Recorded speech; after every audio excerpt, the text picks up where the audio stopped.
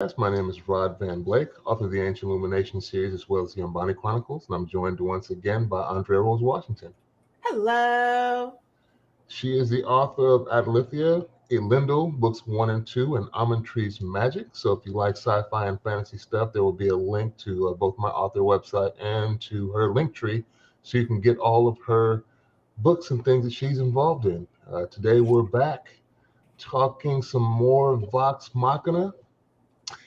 Spoiler alert if you have not watched up to at least, I believe, episode 7 and 8, which is what we're discussing today. Hmm.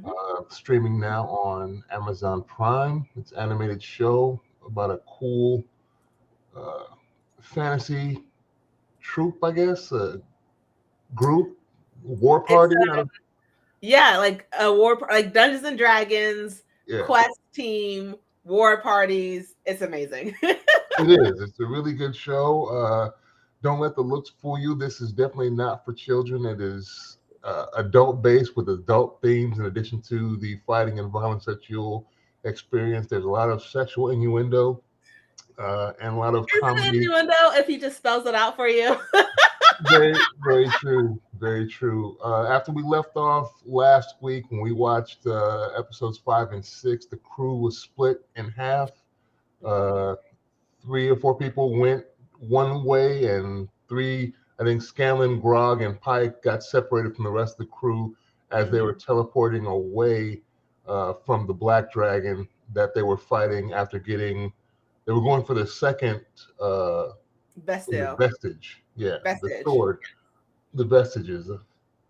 So yeah, this was interesting. We were kind of wondering at the end, like, where did Pike, Grog, and Scanlon go when we didn't see them pop up immediately at the end of episode 6?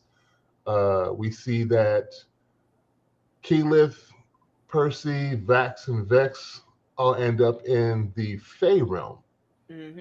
So they're in this fantasy world with the, I guess it's an elven, well, at least not elven specific, but we do end up seeing them later that something else happens, I think, in the second episode that we were unsure of, but they end up in this Fey world that they had seen. Scanlon, I think, saw this in a vision that was given to him uh, from one of the Sphinxes, where this other vestige, the bow that they're going after, where Vex, I believe, wants to try and fight off the Chroma conclave of dragons that's running roughshod through everything right now.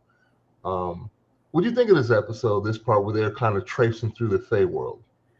So this one, it felt like, and I didn't really expect it from this show. It felt like almost a filler episode that still gave very important information. Okay. Because technically, only one thing really happens truly in this episode, and that's to Grog, Pike, and Scanlon, to like really sort of like something that sort of happens, but nothing truly. I do feel like if this episode didn't happen, we wouldn't really lose too much of the plot. It would just sort of be a quick little run through. I Yeah. liked it. I have laughed so much during this episode. I rewatched it again today at work. I'm sorry. And I was still laughing at all the same parts. I was like feeling it. I loved this episode, but this felt more like a filler episode to get us from point A to point B, and to show some growth happening within the team, mostly on Grog's side. Yeah. But not Pike. Oh, why did I just forget his name? Percy. To see Percy act all noble and regal, like in this season, which is hilarious because now that he has his family's like name back, he's like, "Oh, I studied the Fey realm as a child. Just follow me. I know where I'm going. I know what I'm doing." And it's like, dude, Yeah. no, you don't. But it's okay. It's okay that you don't know, but you don't know. Yeah. Yeah, it was funny to see him trying to be all because he's read books on the subject, and now they actually have boots on the ground walking through the Fey realm. It's a little different, and you reading something, and you have actually being able to use your practical knowledge in a real world setting. And Vax seems to be the only one that's kind of skeptical of him. Everybody else seems to follow right along with what he's saying. And Vax is like, no, no, no, no. You don't really know what you're talking about, homie. I could tell that you're kind of floundering here. And he's like, whatever. And he keeps just traipsing along, and they're just kind of along for the ride, experiencing things, which is kind of interesting. And when we're given back to Grog, Pike, and Scanlon, he's come to terms with the fact that he needs to kind of get rid of the sword, and they're trying to convince him to let it go, and he's having a struggle with giving it up. He is. And I think the only reason he was able to truly give it up was because he kept seeing Pike hurt, and he kept seeing him stabbing Pike like over and over again in like her body. And he's like, I can't lose her. And it's like, I love that goes to show, like, even though this is such a mismatched group of people, Grog's relationship with Pike, they are truly, in my mind, like brother sister. Like, I know Vax and Vex are like twins, but like Grog and Pike, they're family, because we all see how much he loves that sword and loves the power he gets from that sword. And he's not the brightest bulb in the bunch. No, not at all. But with Pike telling him, hey, buddy, I need you to put the sword down, he doesn't even like try to be like, oh, I can control it, I can take care of it. After like Scanlon's like, hey, it's drinking Pike's blood, like, stop it. He's like, you're right, I can't do this, I gotta let it go. And yeah, he struggles a bit though, because he gets to that point where he doesn't see it himself, and then I think they're like verbally questioning things, like, it talks to you, it's urging you right now, because they can't, obviously it's only a one-sided conversation to them. They just hear him answering whatever the sword is saying to him, and he's kind of like, yeah, this does kind of sound crazy. It does surprise me though, because he was already a brawny, strong character without the sword. Like, prior to them even getting, that was his thing, to go berserk, and he was the muscle of the group, which is kind of noted by Vax and Vex and everybody, because they're without him. They're like, oh great, we don't have our muscle, and we're missing our healer. See, I know I'm on team hate Vex, but like, she keeps saying crap that makes me hate her, because she was like, oh, and Scanlon, like, oh, we don't have Pike, we don't have our healer, we don't have Grog, our muscle. And then she says, Scanlon, I guess it's less dick jokes. Yeah. But my thing is, you only care that Grog has like muscles, and you only care that Pike can heal you. Like, you're not even worried that they could have been transported somewhere else. You're worried about how it affects you. And I just feel like Vex is such a selfish character who doesn't seem like she comes across as selfish, because she's always on the same mind path as the rest of the group. So it seems like she is trying to get whatever they're going through together. But like, to hear what she said and how she's like, oh, I hope they're okay. No, or at least maybe I missed it, but for her, it was more of, we don't have Grog, we don't have our muscle, we don't have Pike, we don't have our healer, and Scanlon. So I guess we don't have any less dick jokes. It's just like, they're more than what they can do for you. Yeah, like, I think it's a front though. I think it's a front because of what we find out. We kind of dive deeper in depth into her character later on in the second episode that we're discussing today, about her character and why she's kind of the way she is, as far as her need to kind of seek approval, but only with one particular source, which is never going to come. So I think it's kind of why she has this harsh or hard exterior with everybody else in life, it seems, as we see her go through things. Like, the only one she really connects with is her twin, obviously, with Vax, but with everybody else, she's just kind of really hard and harsh on everybody in the crew.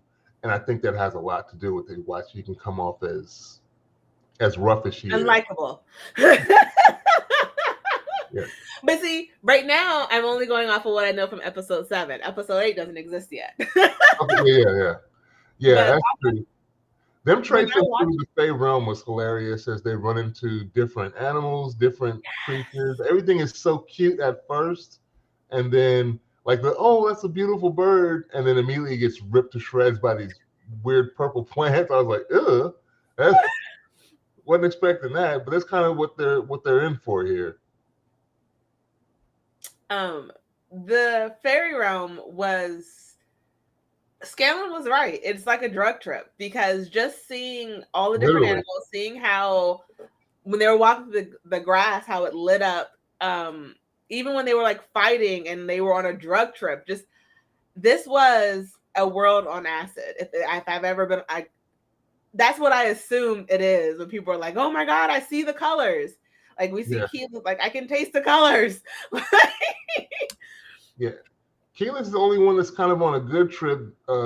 Vex, I think, is on a bad trip because things are just horrible as she sees them. It's like almost nightmarish to her. Whereas until the very end, when they're kind of coming out of it, Keelan seemed to be having a really good time, and she was one of the. It's like a stereotypical. I was at one with nature and connected more than anything else ever in life, and you just don't understand it. She seems to be like back in the day, one of those weird people that's like, you got to do shrooms, you got to do acid, you got to do this, and you're like, no, there's absolutely no way I'm doing any of that. And they're like, but you don't understand. I was like, I guess I'm never going to understand. But she's having a really good time with it. Percy's still fumbling. Like they weren't high, were they? I didn't see Percy and Vax weren't high. Yeah. Only Vex. Yes, Vex. Yeah. And I don't know why their names still trip me up, but they do. And Keyleth were high. And Keyleth was definitely the 70s hippie. Come on, let's talk to nature, man. Yeah. Let's be one with nature. It was hilarious when Vex, when the bear started talking to Vex, and she's like, I didn't think your voice would sound like that. And the bear's like, right? They were kind of on one. Meanwhile, I think Grog finally, I think it's still in this episode where he breaks the sword. Yeah, he breaks it in this episode. He breaks it. And relinquishes the power that has anything to do with the sword, and the last-ditch effort tries to, like, if I got to go, then I'm taking her with me. And he explodes. This kind of weird blood explosion comes out. And next thing you know, Grog is, like, cracked out. He's super skinny. He can't even pick himself up. Like, to the point that Scanlan could carry him. Yeah. That's how light that dude was. Like, I mean, granted, Scanlan was struggling a bit, but the fact that he still had the strength to pull this decimated, emaciated Grog, I felt so bad. I just wanted to give Grog a hug. It was a big sacrifice, but I think this has to come back to what that old guy in episode, I think 2 said, and then what even the Sphinx said, where does your power come from? Yeah. Because like we're so used to seeing his power be the physical manifestation of like his muscles. Yeah. And now those are gone. Or at least they're gone right now because we don't know if they're coming back or when they're going to come back. Or we're going to get a montage of him working out and lifting trees. We'll see. But it's like, oh, when that happened, I was like, okay, he's going to learn where his power comes from. And then like he's going to like boom, boom, boom, become muscular again. Yeah. My boy is a waif, and we get like a weird little montage of Pike and Scanlan basically helping him every step of the way, having to carry him. At some point, he has to put his pride down because at first he's like, I don't need no help. I can do this myself. And it's like the only thing he can do is like legs are on the ground, his booty stuck in the air, and his chin's just dragging along, and he just pushes himself. And they're like, not even a little? And he's like, I guess, yeah, I need a little help. And so they help him along. They're doing like fireman's carries together. And then at some point you see Scanlan's purple hand carrying him through obstacles. He's falling into thorns and all types of trouble. And eventually I think they put a litter together, literally just to like drag him along. And we don't yet know where they're going, but they're just kind of traipsing along as they're carrying him. Go ahead. I have to say, it was really cute to see, like, for some reason, like I said in all the other episodes, I feel like they're like just crapping on Scanlan this season out of nowhere. And we see that Scanlan truly is being very selfless when it comes to his friend, because he's not making fun of him really. He's like, he knows that Grog is in a very vulnerable spot. He's helping him drink water. He's helping him stay hydrated. He's moving him. Like he's being this really awesome person. And I think that's also why Bex irks me this episode. But there's also really sad sometimes because he doesn't know how to portray, Scanlan himself doesn't know how to portray himself as vulnerable, really. Yeah. And so when Pike makes a mention of it, he like makes a joke and Pike just turns away and he's like, no, that's not what I meant. And it's just like, Scanlan, I just want to give you a hug after you take a shower because I don't know where you've been. But like, But I feel like Scanlan is really showing that he's not just a comedic relief. He really does truly care for his friends, and he really does care for Grog, because not everyone's a nurturer. Not everyone's gonna sit there and carry you across the land, not knowing where you're going, gonna make sure you're not choking when you're drinking water. Like, it seems easy, but it's not to really, when someone's relying on you like that. So I feel like Scanlan really did show that he really truly cares for his friends and will care for them and not make them feel like they're anything less because they need help. Yeah, and Pike calls that out. Like you said, she mentions, like, I never would have thought I'd seen this side of you. And he's like, what are you talking about? And he's like, you're being a caregiver, and that's nice. And he doesn't even know how to take that compliment. And that's why I think he kind of ruins it in the end with the joke. It was like, well, you like this, and wait till you see me in I could put my hot, sexy nurse outfit on. And she, at that point, that's like, you ruined it. She gets up and walks off, and he tries to recover from it, but really can't. It was a good moment. It was a funny moment. And that's kind of the dichotomy of this show, with all the elements that are put together, the violence and the fact that it's animated, the action, and then you have these kind of grounded emotional moments kind of interspersed into the story, speaks to the quality of it. At the same time, where it's being funny and raunchy and all the other things that we get along with it, it's kind of good to get these other aspects. It really is. I was talking to my brother about this show, and I was asking him how he watched it, and because he loves things like this too, and he was just like, I didn't know what I was getting myself into when I started watching this show. You don't, yeah. I'm saying this because, like, season 1 and season 2 are vastly different, and we're getting such vastly different characters, and we're seeing their growth in a way that I wasn't really expecting after seeing season 1. Like, it's not like I didn't expect them to grow, but like at the rate that we're seeing it happen, how quickly it is, how we're getting more of their backstories and getting more of their interconnections, and how I'm hating on one character a lot. I wasn't really expecting their growth to happen the way it is. So it's like everyone gets into the show thinking it's going to be something, and it's not. It's something else. And then you go into season 2 thinking, okay, I know what to expect now because it's season 1, and season 2 is like you thought you knew what to expect. Yeah, that's another interesting aspect, how this show kind of surprises you with what you're getting. It leans into kind of being a Dungeons and Dragons spoof with the comedy, but there are parts of it you can take seriously. Vax and Vex and Percy with Keyleth, Vex notices someone kind of following them through the Fey lands, the Fey realm. And we get introduced to this character. It looks like a satyr, like Garmili is his name. And he's taking notes and following them around. They try and force him to kind of guide their way. And he's a extra person to kind of call out the fact that Percy doesn't really know where he's going. But he offers occasionally, like, I can help you guys on your way if you want it, but you have to ask for it. And stubbornly, Percy at first is like, we don't need your help. I know where I'm going. And they kind of traipse on until finally he gives up after a while, when they've gotten themselves into a whole bunch of trouble with the weird, like, those weird reeds that they walk through that's supposed to be nice as long as you have a good attitude. Obviously, everybody in the crew does not have a good attitude. But I think more importantly, because Vax is wearing the vestiges of the basically the goddess of death, it's going to have a certain effect no matter where he goes, because things are just at him. Even if the rest of the crew is being cool, things are kind of antagonistic directly towards Vax, and Percy basically is like, yo, I got your back no matter what. I'm going to try and help you. He's like, I didn't ask you to help me. But they end up getting this weird guide, and that's where they end up at the end of this episode. They're led to this surprise city, which we find out are where Vax and Vex come from.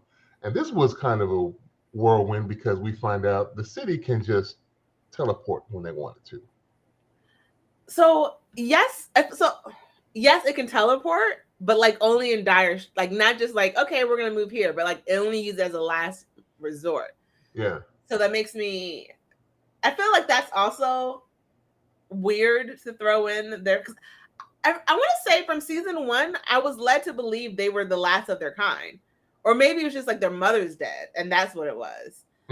But like, I was led to believe they had no more, like their people were no longer alive. You know, that's how. Well, I don't know if where you would have gotten that. I understood that they were leaving because Vax convinced Vex that because their father was being a jerk, and we find out later he's still going to be a jerk, but they just left him and that life behind them because for whatever reason they're diluted, and he wasn't very proud of them, obviously, so they just left them behind. I didn't get the impression that they were all dead. Well, no, so I got the impression from the opening scenes. Okay. So there's a scene of them like holding hands together in front of like ruins. And so I like in the opening like the opening credits or whatever. Mm-hmm. And so it always made me think, okay, their family's dead.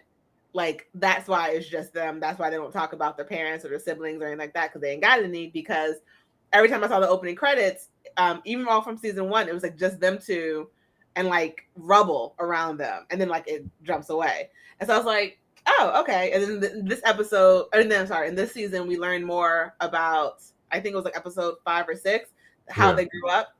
It was like, okay, so they did have a family, and then they disappeared. And I was thinking, okay, maybe at one point, maybe they tried to go back and their family was gone. So it was just, I always thought from the opening scene, their family was dead because they were just sort of standing in the middle of rubble. Interesting. I'm gonna probably have to go back and peep that out, see if I get that too. We're left at the end of this episode, similar to the last episode, with like back-to-back cliffhangers where they just leave us in the middle. They're approaching the city where they're from, that's somehow teleported from their other dimension to the Fey realm, and that's how they leave it there. And I believe Pike and Scanlan end up finding her great-great-grandfather's house before that, at the end of, but they're both like stuck in limbo. They find the home, and we don't know what's going to happen, but he takes them in at the end, and they're left like looking over the horizon at this city that they think that Garmley has tricked them into coming to. Yeah. Yeah. And that character's the whole thing too. Yeah, that character's the whole thing. There's a cliffhanger with him at the end of the next episode, but we'll take a break real quick, and then we'll start talking about the 8th episode. Talk to you in a second.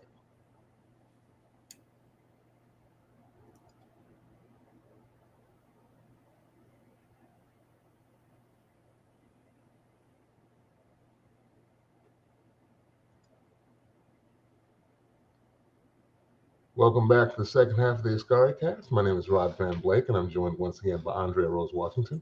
Hello. And we are continuing our talk about Vox Machina. We just finished our wrap-up of the Fey, I think is what's the title? The Fey Realm. The Fey Realm. Mm-hmm. And now we're talking about Echo Tree, which is the 8th episode of Vox Machina Season 2. Where we catch up and we see that they are now entering into the city of the elves that Vex and Vax are actually from. Their father has moved this city into the Fey realm, and they now have to cross over and go through it, according to Gammerly, because if you go around it, you're going to have to go through Pixie Land, and you don't want to mess with the Pixies. So you don't want to tangle with them, so they have to go through, which puts them in an awkward position because Vex and Vax are from this royal family of notoriety, and they're going to have to obviously deal with their family once they go through.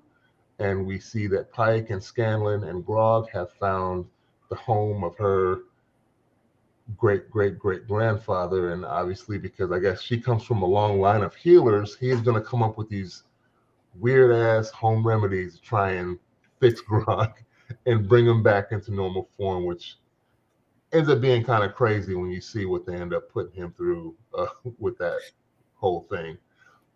So Vex, Vax, Percy, and Keyleth are trying to sneak through this city, which obviously is not going to happen. They end up bumping into some guards. Vax and Vex drop their pop's name, and so immediately they're admitted to get an audience with their father, which does not go well. But I will say, Vax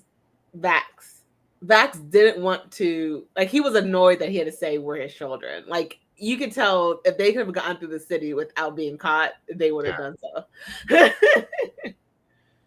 Yeah, I mean, I think if he truly didn't want to, I guess they could have tried. They didn't really try very hard because as soon as they were stopped by the guards, they take us to whatever the guy's title is, and then he does mention somewhat reluctantly we're his children, like we're his kids, whatever, and so they're brought before them. We find out they have a half sister, so whatever happened to mom's, he done moved on and started another family and got a little half sister that they get introduced. So that was kind of sweet. So it made me think though that they knew about his wife because they weren't surprised. They knew her name, and so they weren't surprised that he was married. I think, but they were surprised that he had another kid. Yeah. But it was also nice to know that even though with their issues with their father, they didn't immediately look at their sister like, forget you. We don't want you. They were Yeah. so sweet with her.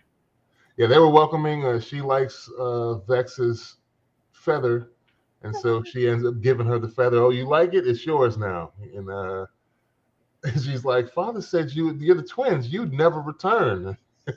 So that was Trust kind of me, they didn't want to. yeah, because my man is not welcoming to them at all. And it's kind of weird because you see that Garrett, whatever the satyr's name, he disappears awful lot this episode. Like once they go in with the family, I don't remember really seeing him around when they're dealing with Pops and them. He like disappears and then only reappears once they come back out to leave on the other side of that.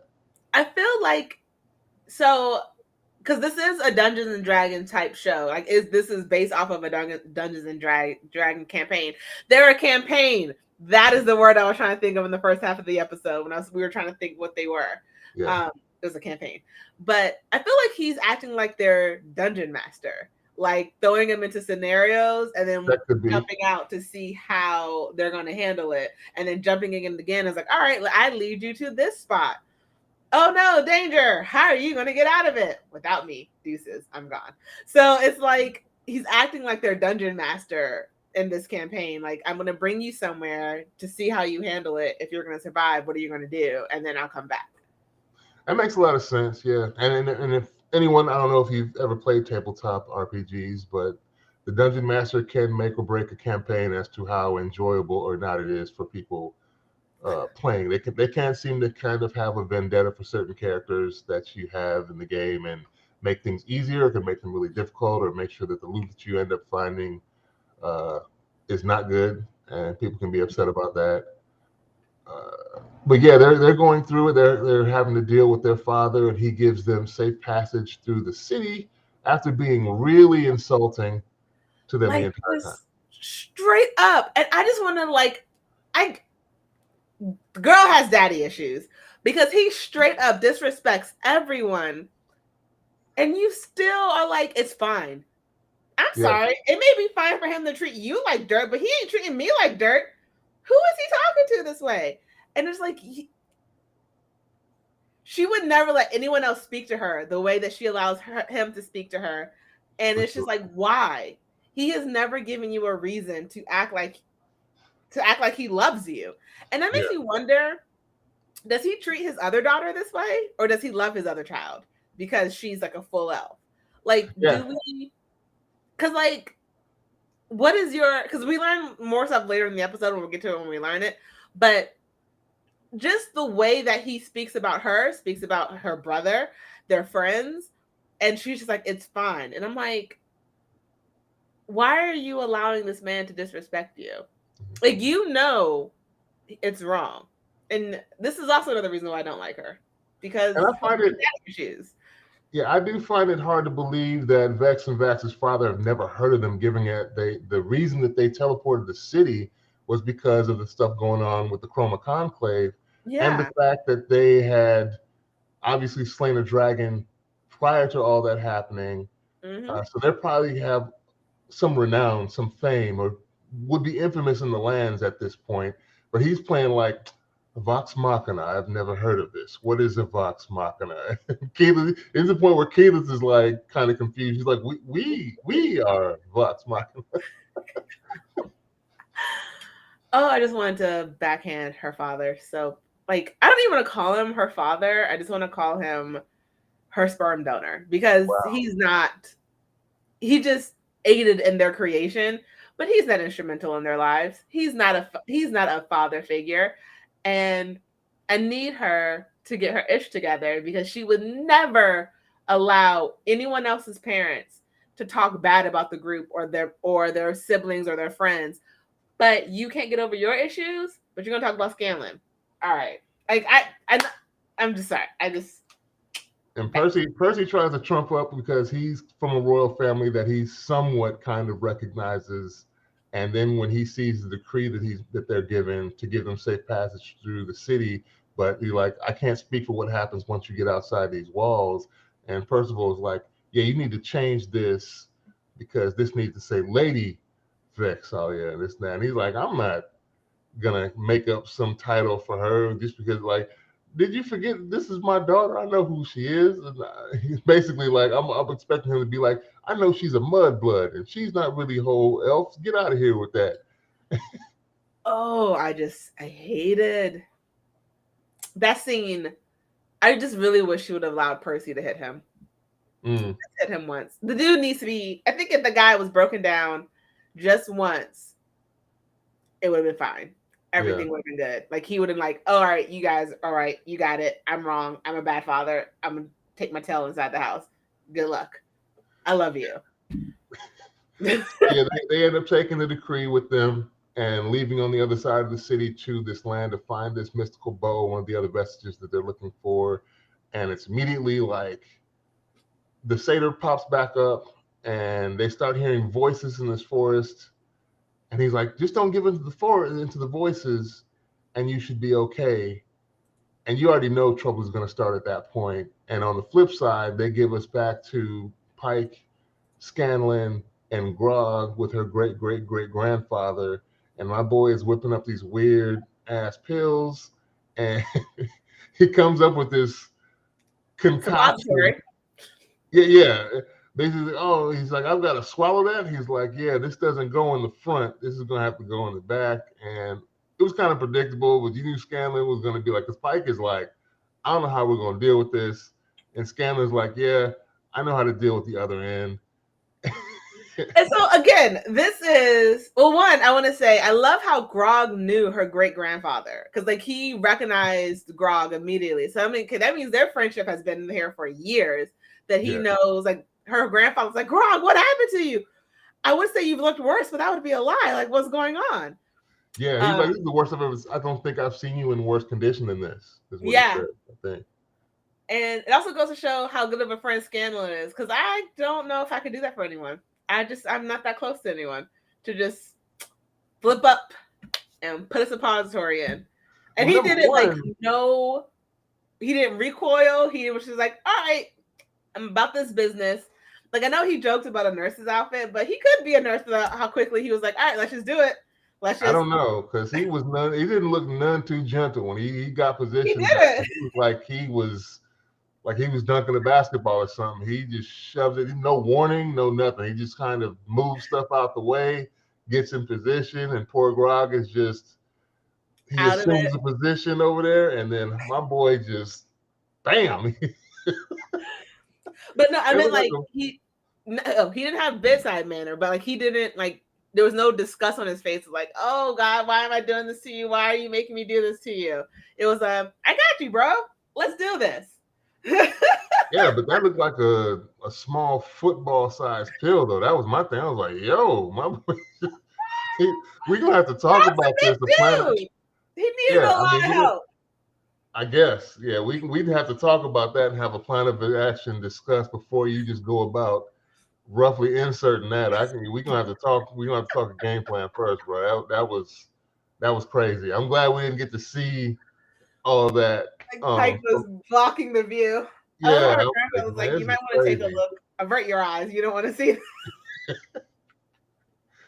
Yeah, that was crazy. But I mean, it's par for the course with this show, and they don't shy away from it. They run like I can feel your brother when he was like, I did not know what I was signing up for, especially with the overall look of the show. When you first see just like the title card and everything, it's like, oh, okay, this is an animated show, this and that, and they start going into areas you did not know they were going to explore, with this genre of entertainment. Well, go ahead. Because watching this show was my idea. I was like, guys, this is gonna be amazing. It's a palate cleanser. It's nothing heavy. Just something fun to talk about. One episode in, what did I do? 2 episodes in, 3 episodes in, what did I do? It's definitely one of those what is happening right now shows at any moment when something happens kind of unexpected from what you get. Like, and it's interesting because this is more of a Western show, but when you get into like Japanese anime, some of those shows you already know, okay, something weird is coming, and you're kind of bracing for it because you know it's going to happen. It's like, okay. But with this, it was more kind of a blindsided type of thing when certain things happen in this show. The opener with the deaths that happen, you thinking this is like a traditional RPG setup, and they're about to do something, and all off with their heads with everybody in one fell swoop, and they're like, well, that didn't start how I thought it was going to start. This wasn't the heroic tale that I thought was going to happen. They all got washed and rather quickly. So I guess they're not Vox Machina when in the beginning in the opener. And it was in that moment that Andrea knew that she messed up. This was not the show. The Morgan Freeman voice box. It was in that moment of their death. I was like, oh, this is not a lighthearted television show. I was thinking this was more like Archer. It was not. Lighthearted in moments, but not the whole way through. You're going to get some dark, heavy moments. You're going to get some lighthearted, fun times, and some devastating lows. Devastating lows and violence are going to hit when they hit. So it's a good variety, though, I think, of show. But like I was telling listeners out there, it is, you see the cartoony look. It ain't for your kids. Don't let little Johnny and little Sarah and little Day, pop up and watch this. They will be traumatized if you do, or they're going to be asking you some weird questions, kind of like when Vex left Father's when she gives the "F you" to Pops, and it's obviously her little sister has never heard that turn of phrase before, and she's like, "What does F you mean?" And Keely's like, "Oh, kids, they're really interesting in time." You're going to get one of those real life moments if you let your kids watch this show because it has some supremely, adult themes attached to it that you're not going to want to have to discuss too early with the kids. Yeah, my nephew tried to watch it once. I had it on the TV with me in my room, and he came in, and I was like, nope. He's like, oh, but it's a cartoon. That does not mean you can watch this. Yeah. So we kind of struggle through with Vex and Vax while Pike and them is working on Grog, and they are the crew. The other hard part of the crew with Vex, Vax, they get separated from Vex as the voice in the forest that they're supposed to ignore according to the satyr that's guiding them. And of course, Vex does not listen. She listens to the voice that is whispering to her, and she goes immediately to this tortured soul that's trapped. But I mean, it's kind of a good thing because he ended up having the relic that they're going for. That's so true. If she hadn't listened, it's likely that they wouldn't have got close enough to get to this vestige that they're going for. Percy, Keyleth, and Vax are kind of almost in a way kind of running interference and fighting the elements around them as she's like just escorted by this tortured soul up to where the bow is. And initially, I think it thinks that he has control, and he does temporarily, of that until he mentions that the only thing you need to give up in order to let you have this bow is your heart. And we're kind of thrown back into the conversation that they have between Percy and Vex, where Percy basically says, you have a pure heart and no one can take that away from you. And of course, that's the one thing that this creature requests in trade for this bow. Oh, all you got to give me is your heart. And that kind of wakes her up. And they start fighting. My heart already belongs to someone or something. She's something along those lines. Who do you think she's talking about? Because I'm kind of confused. Like, who? So in my mind, there's 3 people. Okay. There's 3 people. It could be her brother because like their relationship is like I can't, like, I'm never going to do anything that's going to, like, you know, they're like brotherly, sisterly, twin love. Yeah. She can mean herself.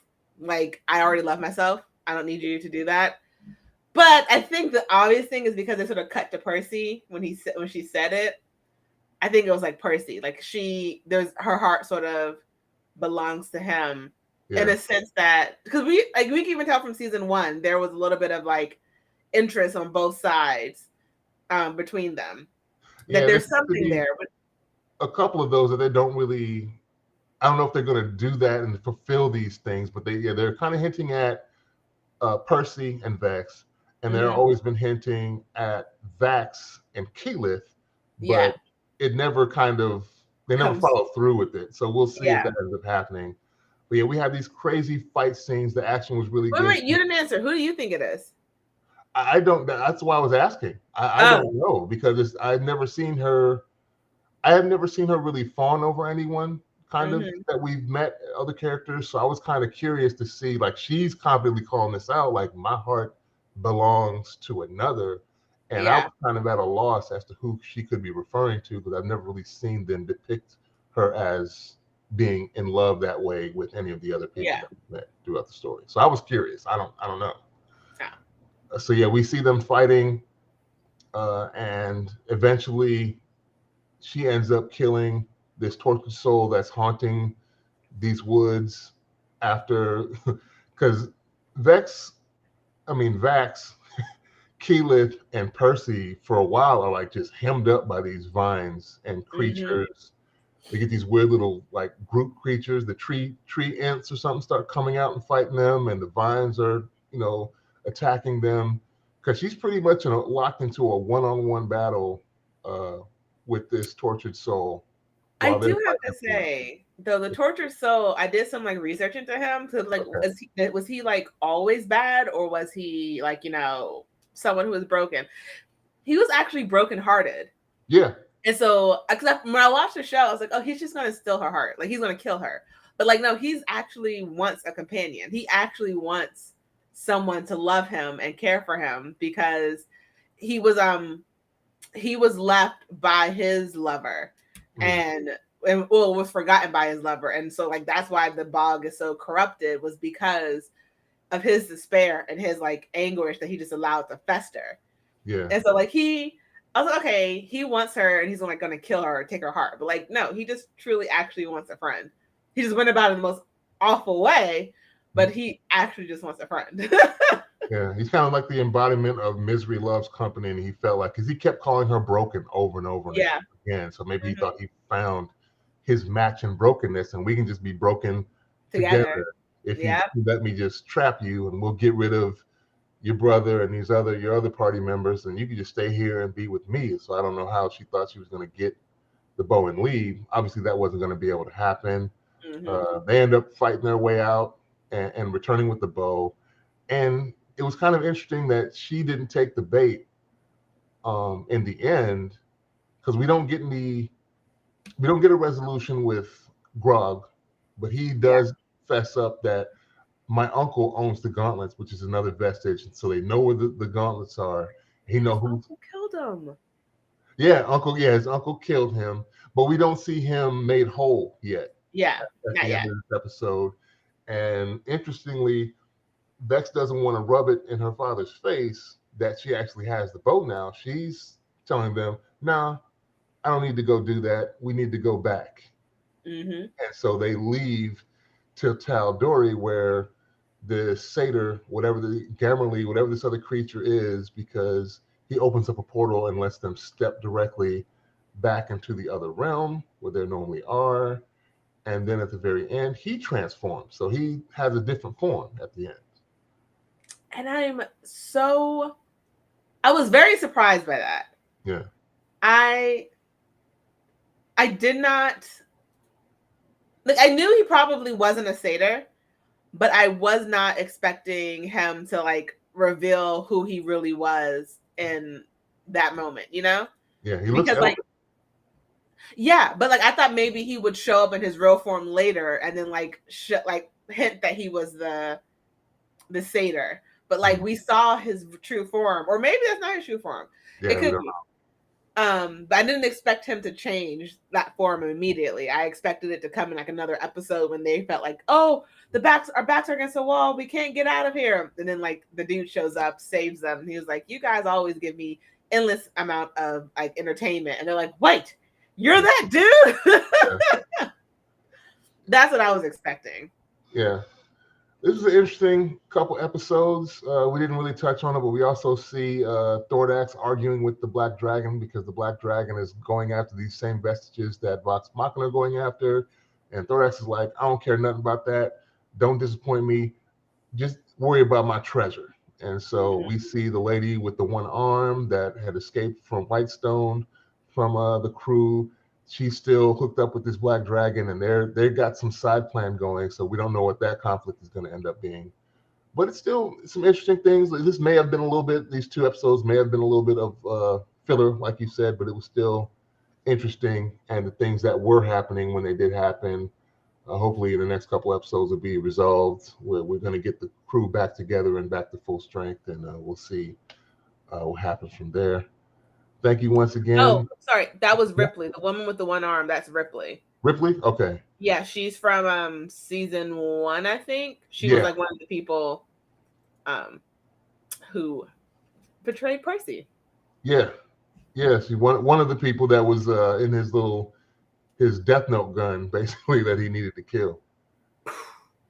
We'll see what happens with that. Thank you once again, Andrea, for taking time out of your day to discuss these things with me. The 2 or 3 of y'all that caught us on live, I appreciate you taking the time out of your day to listen to us talk about these things. And like I said before, I guess they're changing Anchor over to just Spotify for the podcast. So go to Spotify and check out all of our podcasts. Don't forget Trek and Beyond as well. Star Trek podcast. Do some character deep dives with us. Yeah. Check them out. We thank you again, and we will talk to you all next week.